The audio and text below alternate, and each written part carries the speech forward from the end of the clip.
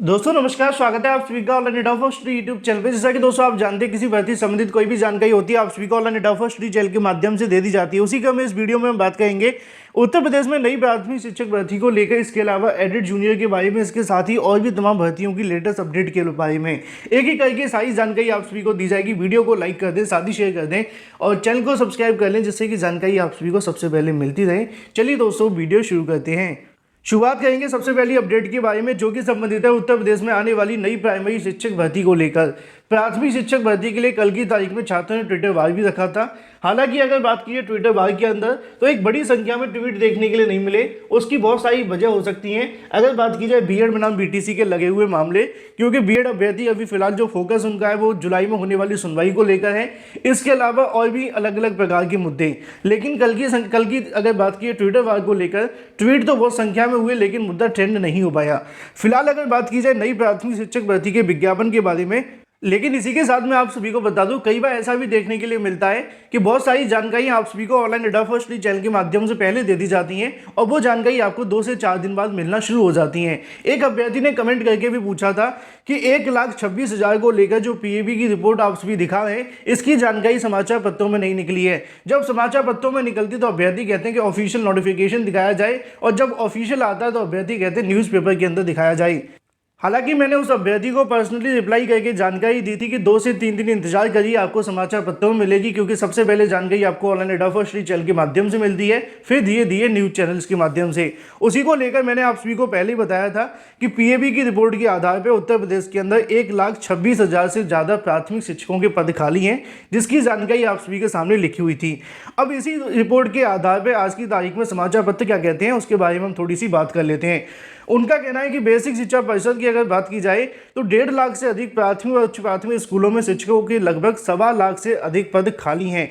लेकिन सरकार कह रही है कि शिक्षकों की कमी नहीं है। उत्तर प्रदेश में समग्र शिक्षा अभियान कार्य योजना बजट के लिए शिक्षा मंत्रालय को दी गई प्रोजेक्ट अप्रूवल बोर्ड, जिसका नाम था पीएबी, और उसी की रिपोर्ट मैंने आपको पहले दिखा दी थी। उसी को लेकर आगे लिखा हुआ है कि पीएबी की बैठक में आंकड़े पेश किए गए, लेकिन वहीं दूसरी तरफ बेसिक शिक्षा मंत्री जी के माध्यम से भी विधानसभा के अंदर दिए गए जवाब को अगर देखा जाए तो दोनों बातें विरोधाभासी सामने आ रही हैं। नीचे लिखा हुआ है कि डॉक्टर मुकेश वर्मा की तरफ से सवाल पूछा गया था बेसिक शिक्षा मंत्री जी से।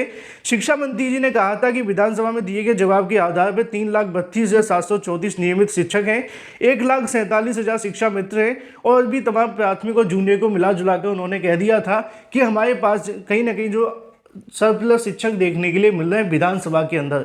उसी समय मैंने आप सभी को जानकारी दी थी कि मंत्री जी के माध्यम से दिए गए आंकड़े पूरे तरीके से फेक हैं, क्योंकि शिक्षा मित्र अनुदेशकों को जोड़कर आप आंकड़े नहीं बता सकते हैं।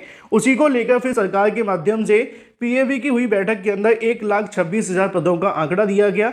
आज के समाचार पत्रों में आप सभी के सामने जानकारी भी लिखी हुई है। अगर बात की है निःशुल्क शिक्षा, अनिवार्य बाल शिक्षा, अगर बात की जाती है अधिकार को लेकर, 22 जून को जारी 2022 के सत्र के लिए पीएबी की रिपोर्ट के मुताबिक उत्तर प्रदेश के परिषदीय स्कूलों के अंदर 1,26,028 पद खाली हैं। पीएबी की रिपोर्ट में शिक्षकों के खाली पदों को लेकर तथ्य सामने आने के बाद बेरोजगार छात्रों के माध्यम से एक बार फिर से नई शिक्षक भर्ती की मांग करने लगे हैं। उनका कहना है कि बड़ी संख्या में पद खाली हैं और 4 साल से कोई भर्ती देखने के लिए नहीं मिली है, तो नई प्राथमिक शिक्षक भर्ती का विज्ञापन भी जारी किया जाए। लेकिन इसी के साथ अगर बात की है सूरत हाल को लेकर, तो आप सभी को यहाँ से भी देखने के लिए मिल जाएगा कि 6 साल से स्कूल में नहीं आए फिर भी सेवा में 18 शिक्षक। कुछ इस प्रकार के मामले भी देखने के लिए मिलते हैं कि शिक्षक स्कूल नहीं जाते हैं, अगर जाते हैं तो वहाँ जाके कार्य नहीं करते हैं, और फिर उसके बाद भी उनको यहाँ से कहने की सेवाएँ उनकी चलती रहती हैं। फिलहाल अगर बात की जाए नई प्राथमिक शिक्षक भर्ती को लेकर, तो 2 बातें बिल्कुल पूरे तरीके से साफ हैं कि बेसिक शिक्षा मंत्री जी के माध्यम से विधानसभा के अंदर गलत जवाब दिया गया, और दूसरी बात आप सभी के सामने ये है कि प्राथमिक शिक्षकों की बड़ी संख्या में पद खाली हैं। अगर छात्र एकजुट हो जाएं तो नई प्राथमिक शिक्षक भर्ती का विज्ञापन भी जारी हो जाएगा, और जो अभ्यर्थी कह रहे थे कि समाचार पत्रों में ऐसी कोई जानकारी नहीं आई है, अब आप सभी के सामने वो भी आ चुकी है, जो कि मैंने आपको पहले ही बता दी थी। तो प्रदेश के अंदर 1.25 लाख से ज़्यादा पद खाली हैं, और नई प्राथमिक शिक्षक भर्ती का जो विज्ञापन है वो इन सभी पदों पर भी आना चाहिए, जिससे कि आगामी समय के अंदर जो बेरोजगारों की फौज सरकार ने खड़ी कर दी है 4 साल के अंदर, उनको थोड़ी राहत मिल सके। वहीं दूसरी तरफ बात की जाए अपनी अगली अपडेट के बारे में, जो कि संबंधित है एडेड जूनियर भर्ती को लेकर। एडेड जूनियर शिक्षक भर्ती के बारे में आप जानते हैं कि बहुत सारी आप सभी की जो प्रक्रिया है वो यहाँ से पीएनबी सचिव के माध्यम से की जा रही है। ओएमआर की स्कैनिंग करने के बाद में परिणाम घोषित करने की तैयारी और भी तमाम अलग अलग मुद्दे। लेकिन आपको पता होना चाहिए कि जो परीक्षा नियामक अधिकारी है उनका नाम ही सिर्फ पीएनबी है, काम वो बिल्कुल भी सरकार से पूछे बिना कुछ भी नहीं कर सकती हैं। मान लीजिए छोटे बच्चे की तरह छोटे छोटे आदेशों का पालन करने के लिए पहले वो इंतजार करते हैं और जब शासन की तरफ से मंजूरी दी जाती है तभी वो कोई ना कोई यहाँ से कार्य करते हैं। इस प्रकार के मामले हमें पहले भी देखने के लिए मिले हैं।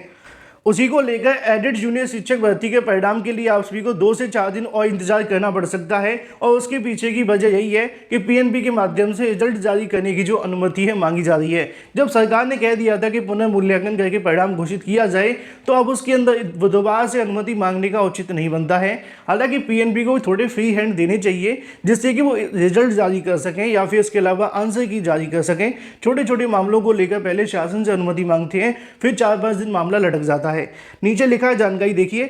एडेड जूनियर हाई स्कूल शिक्षक भर्ती का जो परिणाम है 10 के बाद आएगा। एडेड जूनियर हाई स्कूल शिक्षक भर्ती 15 नवंबर 2021 को घोषित परीक्षा के परिणाम को लेकर कुछ अभ्यर्थी ने कम अंक दिए जाने का आरोप लगाते हुए शासन से शिकायतों की पुष्टि कर आरोप की पुष्टि हो जाने के बाद में शासन के निर्देश पर दोबारा से आप सभी का जो परिणाम है वो घोषित किया जाएगा। अगर बात की जाए परीक्षण का कार्य अंतिम चरण में है, ऐसे में संशोधित परिणाम 10 जुलाई के बाद कभी भी जारी किया जा सकता है। प्रधान अध्यापक के 390 पद, सहायक अध्यापक के 504 पदों के लिए लिखित परीक्षा कराने के बाद पीएनबी ने परिणाम घोषित किया था। शासन के निर्देश पर आंतरिक समिति गठित कर परीक्षण शुरू कराया गया। कार्य तेजी से चल रहा है। सचिव परीक्षा नियामक अनिल भूषण चतुर्वेदी की अगर माने तो परीक्षण पूरा हो जाने के बाद में शासन की अनुमति से संशोधित परिणाम जारी कर सफल अभ्यर्थियों की सूची बेसिक शिक्षा निदेशालय भेजी जाएगी। और इसमें लगता है समय, क्योंकि 2 दिन आप सभी को चाहिए शासन को प्रस्ताव भेजने के लिए, फिर वहाँ से जवाब आने के लिए और फिर आप करेंगे परिणाम को घोषित। क्योंकि अगर परिणाम पीएनबी के माध्यम से घोषित होता तो 9 तारीख से पहले पहले परिणाम घोषित हो जाता। अब जैसे ही परिणाम यहाँ से तैयार हो जाता है फिर उसके बाद शासन को भेजा जाएगा और मान लीजिए कि 3 से 4 दिन तो कहीं नहीं गए हैं, कम से कम का समय इतना होगा, फिर उनकी तरफ से अनुमति मिलेगी, फिर पीएनबी के माध्यम से परिणाम घोषित होगा। ये बात हो जाती है एडेड जूनियर शिक्षक भर्ती के लिए। लेकिन थोड़ा इंतजार सही, परिणाम अवश्य जारी होगा आगामी 10 तारीख के बाद कभी भी। लेकिन वही दूसरी तरफ बात की जाए अपनी अगली अपडेट के बारे में जो कि संबंधित है सचिव बेसिक शिक्षा परिषद के खिलाफ वारंट जारी कर दिए गए हैं। कई बार ऐसे मामले देखने के लिए मिले हैं जब सचिव के खिलाफ वारंट जारी होते हैं और कोर्ट के माध्यम से ऐसी टिप्पणियां की जाती हैं कि जो अधिकारी हैं वो यहाँ पे कहीं ना कहीं कोर्ट की बातों को सुनते नहीं हैं। ऐसा ही कुछ नीचे देखने के लिए मिलेगा। इलाहाबाद हाईकोर्ट के माध्यम से आदेश का पालन न करने को लेकर तलब किए जाने पर भी उपस्थित नहीं हुए और अब ऐसे में बेसिक शिक्षा परिषद माफ कीजिए जो प्रताप सिंह बघेल सर हैं उनके खिलाफ यहाँ से जमानती वारंट जारी कर दिए गए हैं। हाई कोर्ट ने 1 जुलाई को तलब किया था, ना खुद पहुंचे और ना ही कोई एफिडेविट लगाया। इस बात से नाराज कहीं ना कहीं हाई कोर्ट के अधिवक्ताओं के माध्यम से, जजेस के माध्यम से उनके खिलाफ गैर जमानती वारंट जारी कर दिए गए हैं। लेकिन वहीं दूसरी तरफ बात की जाए अपनी अगली अपडेट के बारे में जो कि संबंधित है 6521 पदों पर आने वाली उत्तर प्रदेश में नई भर्ती को लेकर। उत्तर प्रदेश में 6521 विद्युत सखियों की जो भर्ती है वो अगले महीने देखने के लिए मिलेगी। ग्रामीण क्षेत्रों में सखी स्वयं सहायता समूह से जुड़ी महिलाओं को बिजली महकमे के बजाय बिजली के बिल वसूलने में लगातार रिकॉर्ड बना रही हैं। राज्य ग्रामीण आजीविका मिशन अगर बात की जाए 6521 विद्युत सखियों का चयन करने जा रहा है। 3 महीने के अंदर चयन की यह प्रक्रिया पूरी कर ली जाएगी। पूरे जून महीने में अगर बात की विद्युत सखियों के माध्यम से 45 करोड़ रुपए वसूले गए हैं। अब आगामी समय के अंदर यहाँ पे जो आप सभी की भर्ती हैं वो लगभग 6500 से ज़्यादा पदों पर करवाई जाएगी और फिर उसके बाद में बिल से संबंधित जो कार्य हैं वो आपको देखने के लिए मिलेंगी। लेकिन वही दूसरी तरफ बात की जाए अपनी अगली अपडेट के बारे में जो कि संबंधित है बीटीसी डीलेड के माध्यम से लगातार सरकार को दिए जाने वाले झटके को लेकर। आप जानते हैं कि बेसिक के अंदर 3 से 4 साल हो चुके हैं शिक्षक भर्ती नहीं आई है और जब शिक्षक भर्ती नहीं आती तो बड़ा नुकसान देखने के लिए मिलता है कि यहाँ पे जो अभ्यर्थी हैं वो बीएड और बीटीसी करके इस उम्मीद में बैठे रहते हैं कि शिक्षक भर्ती में बैठने का मौका मिलेगा। सब कुछ करने के बाद भी जब उनको शिक्षक भर्ती में बैठने का मौका नहीं मिलता है तो फिर वो डीलेड या फिर बीएड क्यों करेंगे। हालांकि बीएड करने से उनके पास 2 से 4 एडवांटेज मिल जाते हैं कि यहाँ पे उनको अलग अलग भर्तियों में बैठने का मौका मिल जाता है। लेकिन नोट करने वाली बात होती है कि पदों की संख्या कम है। अब एक बात यह है कि जहाँ पे भर्ती नहीं आ रही वहाँ भर्ती आ रही है तो थोड़ा बेनिफिट तो है।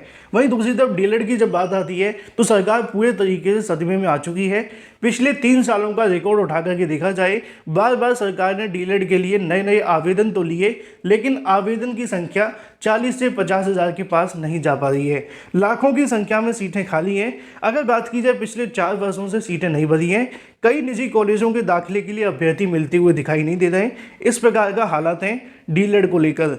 आपको जानकर हैरानी होगी कि जितने आज की तारीख में एडमिशन होते हैं उतने तो पिछले वर्षों के अंदर 47,000, 50,000 जो सेमेस्टर बैक है वो लग जाया करती थी।